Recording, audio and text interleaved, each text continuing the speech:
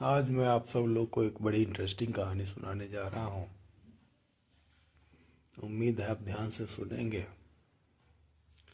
प्राचीन काल की बात है।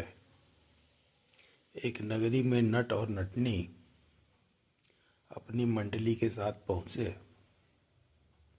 और उन्होंने वहां के वजीर से आग्रह किया कि हम लोग आपके राजा की राज्यसभा में एक नृत्य और संगीत की सभा का आयोजन करना चाहते हैं। आप हमें राजा से अनुमति दिलवा दीजिए। वजीर ने उन लोगों से कहा कि हमारा राजा ऐसे नृत्य और संगीत कार्यक्रमों को तवज्जो नहीं देता है, वरीयता नहीं देता है, और ऐसे नृत्य और संगीत के कार्यक्रम में कलाकार, संगीतकार, नृत्यकार को वो कोई इनाम या धनराशि नहीं देता है। नट और नटनी ने उनसे आग्रह किया, आप पुरस्कार और धनराशि की बात ना करें। आप किसी तरह से हमारे नृत्य और संगीत के कार्यक्रम का एक आयोजन आप राजा की राज्यसभा में करा दें। वजीर ने कहा, ठीक है, प्रयास करेंगे और जैसा होगा आपको सूचित करेंगे। अगले दिन वजीर ने अपने राजा से आग्रह किया कि हजूर, राज्य में एक नट और नटनी अपनी मंडली के साथ आए हुए हैं और वो लोग आपकी इजाज़त चाहते हैं कि राज्यसभा में कोई नृत्य और संगीत का कार्यक्रम वो लोग आयोजित कर सके। राजा ने वजीर को सीधे सीधे ऐसे किसी कार्यक्रम के आयोजन के लिए मना किया। लेकिन जब वजीर ने राजा से आग्रह किया कि राजा वो कोई बदले में पुरस्कार राशि या आपसे धन राशि की अपेक्षा नहीं रखते हैं, इसलिए उन्हें अगर अनुमति दे दी जाए तो कोई सी तरह का राज्य को नुकसान नहीं है, बल्कि प्रजा खुशी खुशी आएगी और नृत्य संगीत देख के खुशी खुशी अपने घर को जाएगी। राजा राजी हो गया। फिर अगले दिन ने वजीर ने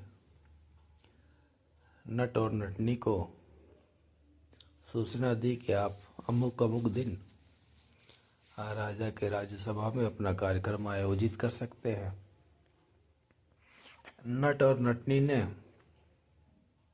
बड़ी उत्सुकता से उस रात को अपना कार्यक्रम राज्यसभा में आयोजित किया।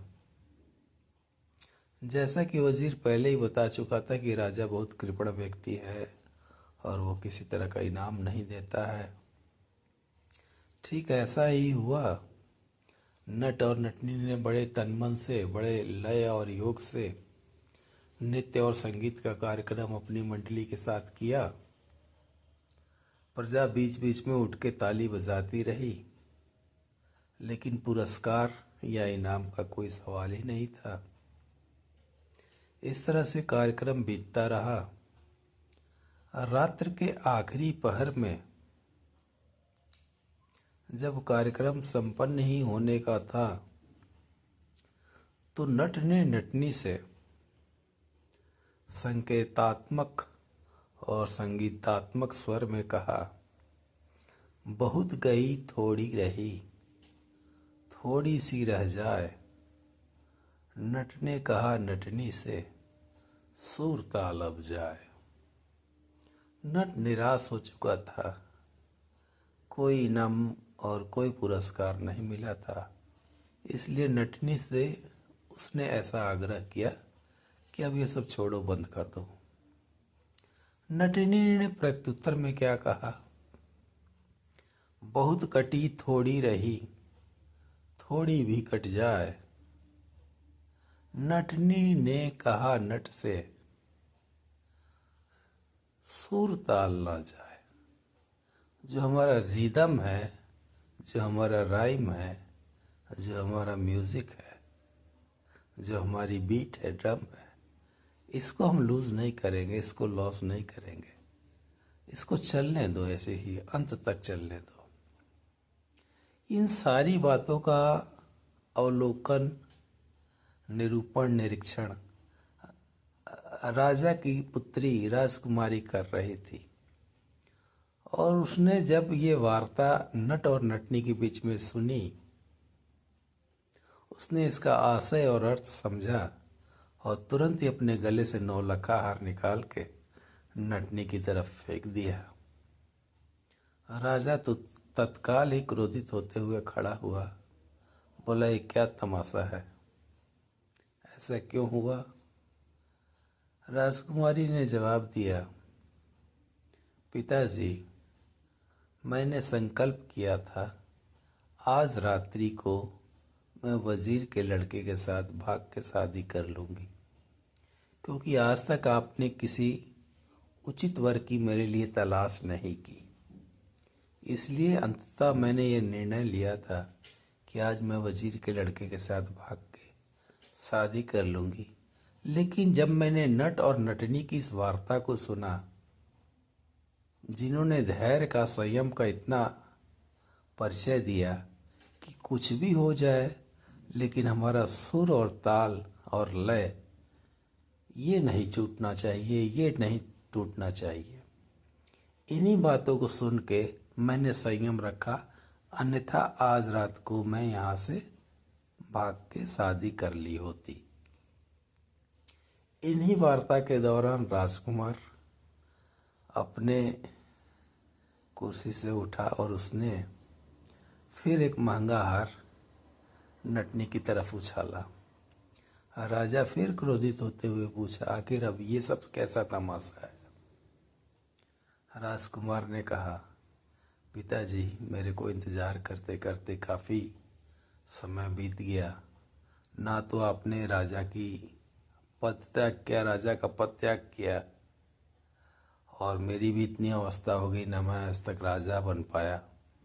इसलिए मैंने भी मन ही मन संकल्प किया था कि आज रात्रि को मैं आपकी हत्या करके राजगद्दी पे बैठ जाऊंगा। लेकिन इस नट और नटनी की वार्ता सुनने के बाद, इनका संगीत और सांकेतिक वार्ता समझने के बाद, मैं भी संतोष और संयम कर रहा हूं और मैंने आपकी हत्या नहीं की। परिणाम स्वरूप मैंने इनको उपहार दे दिया। इसी बीच में जो दर्शक दीर्घा थी, उसके बीच में से एक योगी खड़ा हुआ और राम राम राम राम करते हुए प्रस्थान करने लगा। राजा ने कहा, रुको, अब तुमको क्या समस्या है? तुम कहाँ जा रहे हो? क्यों जा रहे हो? योगी ने कहा, मैंने भी बहुत दीर्घ काल तक तपस्या की, लेकिन मुझे भी मेरे भगवान, मेरे राम नहीं मिले, और मैं अंत में निराश होके अपना संयम और धैर्य खो के इस नगरी में भटक रहा था, और आज इस नृत्य और संगीत के आयोजन में आ गया, जहाँ मुझे नट और नटनी के द्वारा ये शिक्षा मिली कि कुछ भी हो लेकिन हमारा सुर ताल ना टूटे, हमारा संयम और धैर्य ना टूटे। इसीलिए मैं पुनः वापस प्रस्थान कर रहा हूँ, मैं पुनः तपस्या करूँगा। राजा ने संकेत किया, रुक जाओ योगी, मैं भी तुम्हारे साथ चलूँगा।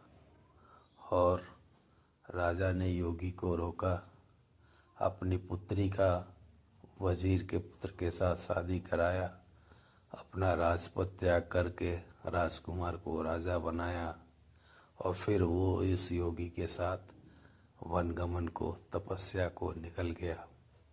इस कहानी से हमें काफ़ी शिक्षा मिलती है। एक शिक्षा ये मिलती है कि धीरज और संयम का फल अंततः ज़रूर मिलता है। दूसरी शिक्षा ये मिलती है कि कब, किसके द्वारा, कहाँ, किस रूप में, कैसी शिक्षा मिल जाए, इसका कोई आकलन, कोई मूल्यांकन नहीं कर सकता है। जैसे कि नगर नगर भटकने वाले नट और नटनी ने राजा को, राजकुमार को, राजकुमारी को और योगी को अपने नृत्य और संगीत के द्वारा, अपने सांकेतिक शब्दों में जो शिक्षा दे दी, ये शिक्षा बड़े बड़े योगी, गुरु, जानकार लोग शायद राजा, राजकुमार, राजकुमारी, योगी को ना दे पाते। अब यहीं मैं अपनी कथा का अंत करता हूँ। अन्य ऐसी ही कथा सुनने के लिए आप मेरे चैनल को देखते रहें। धन्यवाद, नमस्कार।